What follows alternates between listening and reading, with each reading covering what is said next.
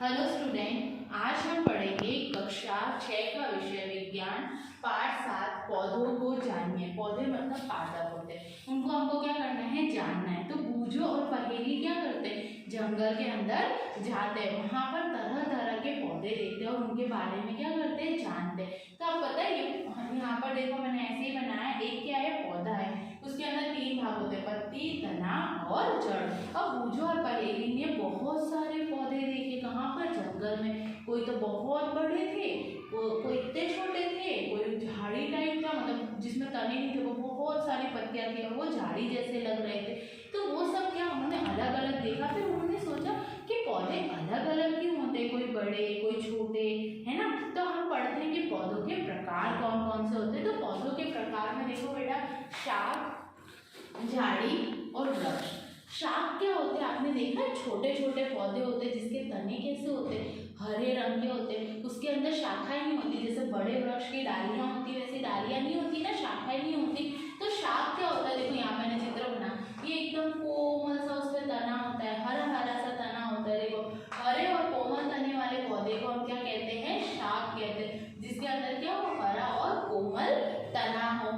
ये छोटे होते हैं, इनमें शाखाएं नहीं होती। ये आकार में कैसे होते हैं, छोटे होते हैं। इसके अंदर क्या होता है, शाखाएं नहीं होती। जैसे हमने बारहमासी फूल देखे, ऐसे बहुत से फूल के पौधे होते हैं जो कैसे होते हैं, जिनके तने कैसे होते हैं, हरे होते हैं और आकार में छोटे होते हैं, होते या नहीं होते, और उसमें शाखाएं नहीं होती। तो हम उसको क्या बोलते हैं, शाख। तो ये हमारे पौधे का पहला प्रकार था। अब हमारा क्या है, पौधे का दूसरा प्रकार है, वो कौन सा है, हमारा झाड़ी। तो आपने देख रखा है ना झाड़ी, देखिए आपने, इसमें शाखाएं नहीं होती, बहुत सा घना घना सा ऐसा हो जाता है जिसके अंदर शाखाएं एकदम तने के समीप होती और पत्तियां ही पत्तियां नजर आती है हमको, इसमें तना नजर कम आता है ना। तो ये क्या होते हैं, शाख की अपेक्षा थोड़े बड़े होते हैं। देखो कुछ इस तरह के होते हैं। यहाँ डालियां क्या होती है, देखो तना कैसा होता है, कठोर होता है, और दूसरी जो शाखा है वो तने के एकदम समीप होती है और इसमें बहुत सारी पत्तियां होती है।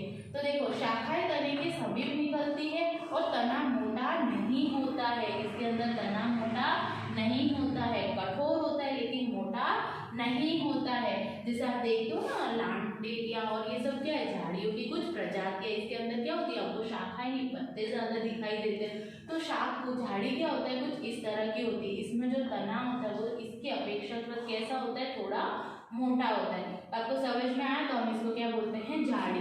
तीसरा प्रकार है आपका वृक्ष। वृक्ष मतलब बड़ा पेड़। आपने सबने देखा है, स्कूल के बाहर, अपने घर पर, सब जगह। तो बड़े पेड़ पे आप देखते हो, ये जो तना होता है, ये तना वो कैसा होता है, मोटा, कठोर, है ना, और भूरे रंग का होता है। तो देखो पौधे बहुत ऊंचे होते हैं, जो वृक्ष होता है वो बहुत ऊंचे होते हैं ना, शाख और झाड़ी की अपेक्षा।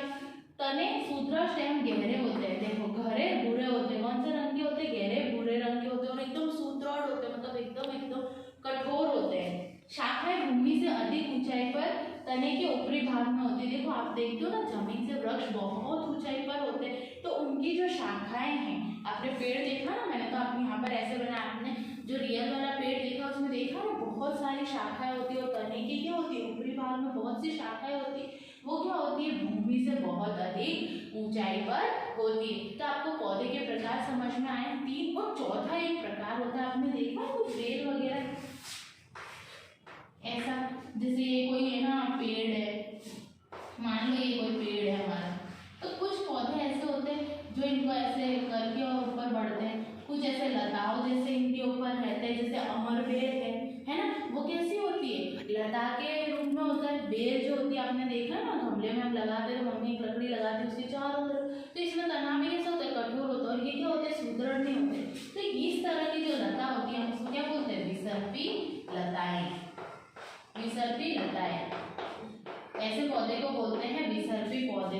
ये क्या करते हैं, विसर्पी मतलब सर्प की तरह ऐसे गोल गोल होते हुए किसी वृक्ष पर, किसी झाड़ी पर क्या करते हैं, अपना विकास करते हैं, ठीक है। और ये क्या करते हैं, ऊपर की तरह गति करते हैं, हम उसको क्या बोलते हैं, आरोही।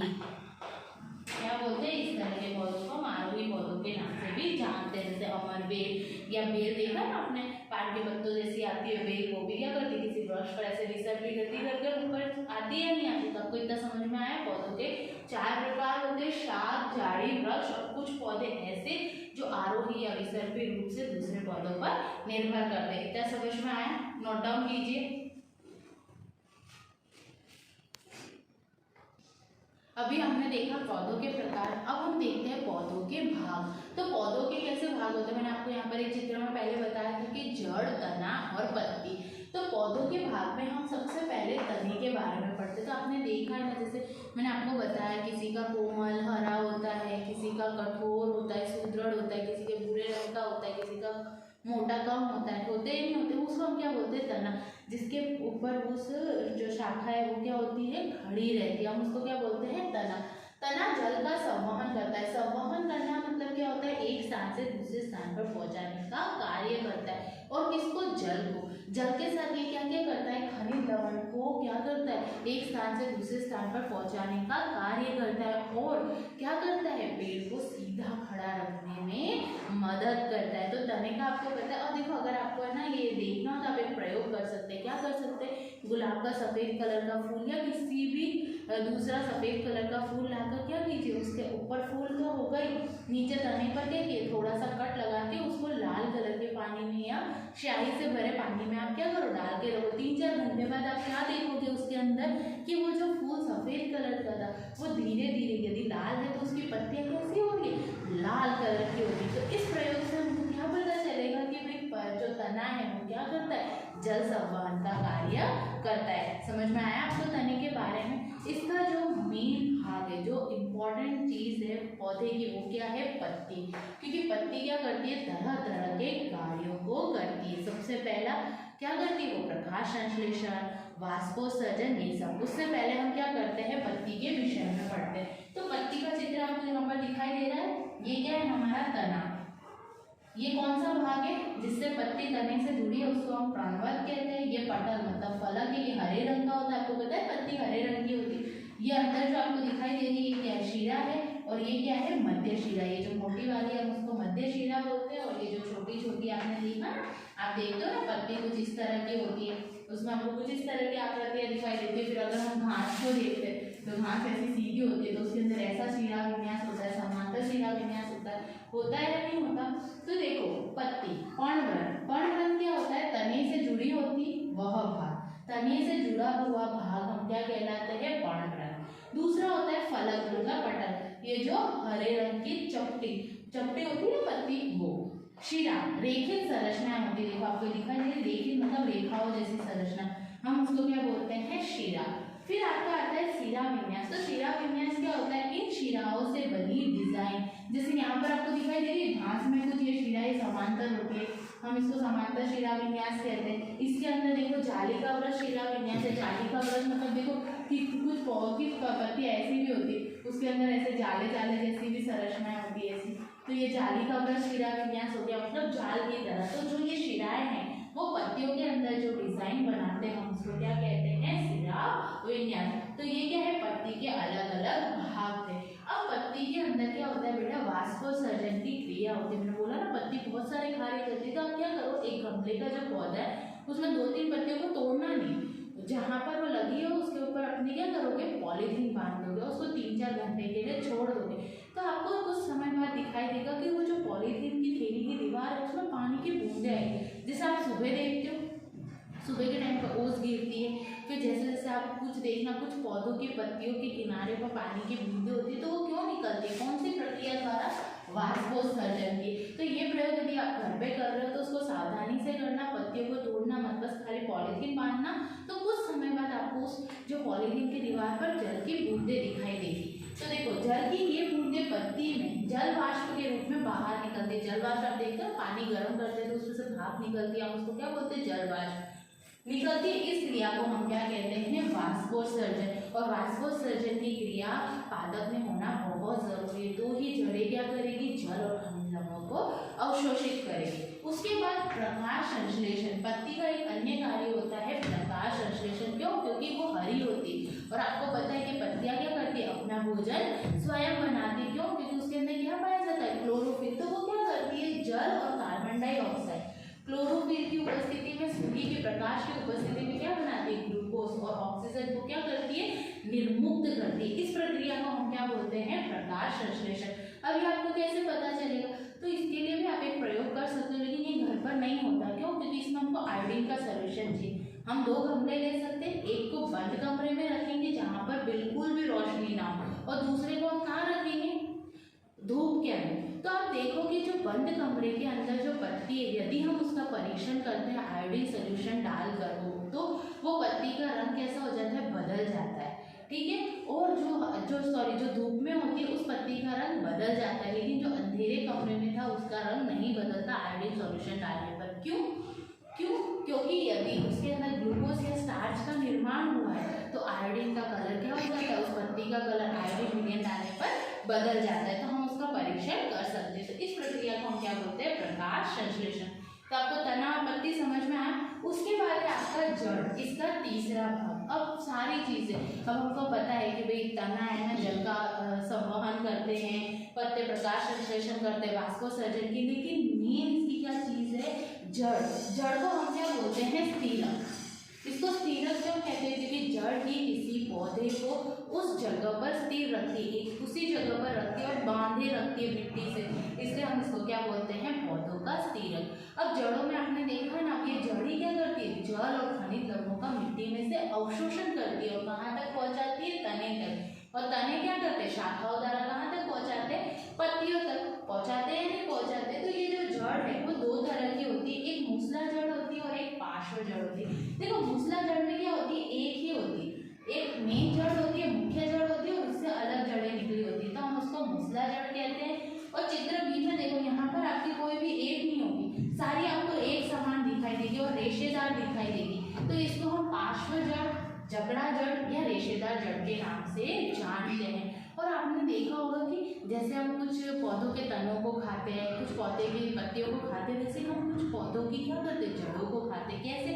पत्तियां अपना भोजन बनाती हैं, वो तने के द्वारा कहाँ जाता है? जड़ों तक। जैसे आपने गाजर खाया होगा, शलजम खाया होगा, ये सारी चीजें आपने खाई है या नहीं खाई? ये सारी क्या है? जड़ों का रूपांतरित भाग, जिसको हम क्या करते हैं? खाने में प्रयोग में लेते हैं। तो आपको समझ में आया कि पौधे के 3 भाग होते हैं, तना, पत्ती और जड़। आपको समझ में आया? इसको नोट डाउन कीजिए। और इसके बाद हम है ना पुष्प के विषय के अंदर पढ़ेंगे। इसका जो एक और भाग होता है पुष्प, तो पुष्प के बारे में हम पढ़ेंगे। इसको नोट डाउन कीजिए। पादपों के भाग पढ़े थे, उसके अंदर हमने जड़ पढ़ा था। अब हम पढ़ेंगे पुष्प के बारे में। पुष्प मतलब क्या होता है बेटा? फूल। जैसा आपको यहाँ चित्र में दिखाई दे रहा है, ये क्या है? पत्तियां हैं, जड़ है, तना, और इसके ऊपर क्या लगे हुए? फूल लगे। जैसे गुलाब के पौधे आपने देखे है ना, देखो ये गुलाब के पौधे का चित्र है। सबसे पहले गुलाब की डंठी है, पत्ती रही हुई, शाखा है, फिर पत्ती वाली शाखा, और तीसरी कौन सी? पुष्प वाली। पहले हम इसको क्या बोलते हैं? कलम लगाना। उसके बाद उसके ऊपर पत्तियां आती है और फिर उसके ऊपर क्या आते हैं? पुष्प लगे होते हैं। आपने देखा है या नहीं देखा? सबने देखा है गुलाब का, ठीक है। वैसे बहुत सी चीजें होती है जिनको हम क्या कर सकते हैं? फूल। जैसे आपने देखा होगा सूरजमुखी, गेंदा, इन सबके पुष्प होते हैं। देखो ये क्या है? हमारा पुष्प और पुष्प कली का। गुलाब का कली पहले ऐसी होती है ना, फिर वो पंखुड़ियों में ऐसे खुलती है या नहीं खुलती? खुलती। आपने सबने देखा। तो एक पुष्प कैसा दिखाई देता है? देखो चित्र के अंदर कुछ इस तरह का दिखाई देता है। पुष्प के भाग, ये क्या है? हमारा स्त्री केसर। स्त्री केसर मतलब जो पुष्प के नीचे बाह्य दल के पास होता है, मोटा मोटा, उसको हम स्त्री केसर कहते हैं। ये बीच में आपको येलो येलो दिखाई दे रहा है, इसको हम पुंकेसर कहते हैं। और उसके अंदर क्या होता है? इधर पराग कोश होते हैं। ये किसी पुष्प के भाग होते हैं। इनको हम क्या बोलते हैं? दलपुंज बोलते हैं, पंखुड़ियां बोलते हैं, जो अलग अलग रंग की होती है। ये बाह्य दलपुंज होता है जो हरे रंग का होता है। देखो यहाँ पर लिखा हुआ है, खिले हुए पुष्प का प्रमुख भाग कौन सा होता है? पुष्प की पंखुड़ियां। देखो जो फूल खिला हुआ होता है उसका मेन भाग कौन सा होता है? पंखुड़ियां होता है। और ये अलग अलग रंगों की होती है। आपने देखा है ना, ये बहुत से अलग अलग रंगों की होती है। अब हम ध्यान से देखते हैं तो इन पंखुड़ियों के नीचे हमको हरे हरे रंग का दिख रहा है। आपको ये हरे रंग की पत्तियां दिखाई देती है। हम इसको क्या बोलते हैं? बाह्य दलपुंज। क्या देखते हैं? बाह्य दलपुंज देखते हैं। अब आप आप इसमें से है ना गिन सकते हो कि कितने बाह्य दल पुंज है वो स्वतंत्र है या नहीं, एक दूसरे से जुड़े हुए हैं या नहीं। आपको समझ में आया? अब देखो यहाँ पर आपको दिया है घंटाकार पुष्प। घंटाकार मतलब घंटे के आकार का पुष्प। यहाँ तो किसका दिया था? गुलाब का। आप पुष्प के आंतरिक भाग को स्पष्ट रूप से कब देख सकते हैं? जब पंखुड़ियां जुड़ी हो या जब वे स्वतंत्र हो। हम पुष्प को दो भाग में, अब ये कली है तो हम देख सकते नहीं, लेकिन जब वो ऐसे खुल जाए, ऐसा पुष्प खुला हो, तो हम उसके अंदर के भागों को देख सकते हैं या नहीं देख सकते? हाँ, देख सकते हैं। उदाहरण के लिए धतूरे एवं अन्य घंटाकार पुष्प की पंखुड़ियों की लंबाई में काट कर आप पुष्प के आंतरिक भाग को देख सकते हो। देखो जैसे इसका ये भाग कटा हुआ है ना आंतरिक, तो ये हम अंदर के भागों को आसानी से देख सकते हैं कि कौन कौन से भाग है। तो देखो ध्यान पूर्वक देखने पर इसमें विभिन्न पुष्पों में पाए जाने वाले विभिन्न प्रकार के पुंकेसर दिखाई देते हैं। क्या आप पुंकेसर के दोनों भागों को पहचान सकते हैं? हाँ, पहचान सकते हैं। देखो ये हमारा पुंकेसर है। पुंकेसर के ऊपर कुछ इस तरह का देखो आपको दिखाई दे रहा है, ये पराग कोश होता है जिसके अंदर पराग कण का निर्माण होता है और ये तंतु होते हैं। तो हम क्या कर सकते हैं कि पुंकेसर को देख सकते हैं। और नीचे का आपको ये फूला हुआ भाग दिखाई दे रहा है बाह्य दल के नीचे, वो हमारा क्या होता है? स्त्री केसर होता है। पुष्प के केंद्रक में स्थित भाग को, और ये कहाँ होता है? पुष्प के केंद्र भाग में, हम उसको क्या बोलते हैं? स्त्री केसर कहते हैं। यदि आप इसे पूरी तरह नहीं देख पा रहे हैं तो पुंकेसर को हम हटा सकते हैं। ये जो भाग है उसको हम क्या कर सकते हैं? हटा सकते हैं।